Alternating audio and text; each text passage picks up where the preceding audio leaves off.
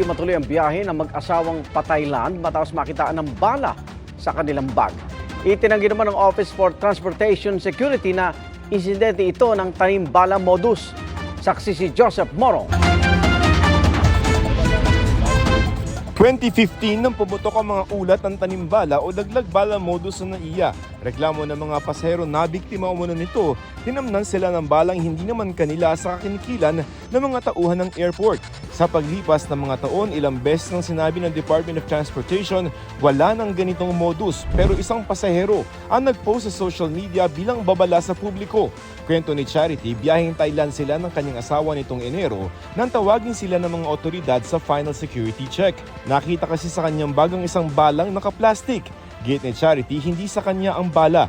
Mabuti na lamang daw at dala niya noon ang lisensya ng kanyang baril. Magkaiba po yung bala. Tsaka sabi ko, hindi pa ako gumagamit ng ganyang klaseng bala.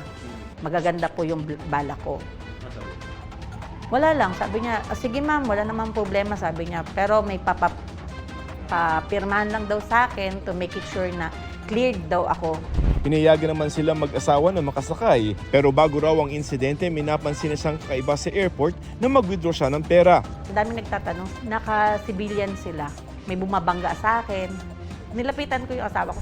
Balik na naman nga ba ang mga insidente ng tanimbala sa mga airport? Ayon sa Office for Transportation Security, hindi raw. Giit ng Office for Transportation Security o OTS, posibleng kina Charity talaga ang nakitang bala. Automated daw ang pagsala ng mga gamit ng mga pasahero na dumadaan sa automatic tray return system na hindi nahahawakan ng kanilang screening officers. Kapag yung bag merong containing suspicious item, yung computer, yung machine na mismo ang magse-separate ng bag niya, and then that baggage will be subjected for baggage inspection. It's only the time na hahawakan niya ng baggage inspector natin. Lumalabas sa atin kasi nasa bag niya. Taning bala is a thing of the past. Pero nanindigan si Charity na hindi kanya ang nakuhang bala. Hindi, kasi meron po kaming meron po kaming license. At the same time, sinong sirang ulong gun owner ang magdadala sa loob ng airport na naka-plastic pa yung bala? Anong gagawin ko doon? Sa kabila niyan, hindi na raw magsasagawa ng investigasyon ng OTS sa insidente at hindi na rin kinasuhan ng mag-asawa.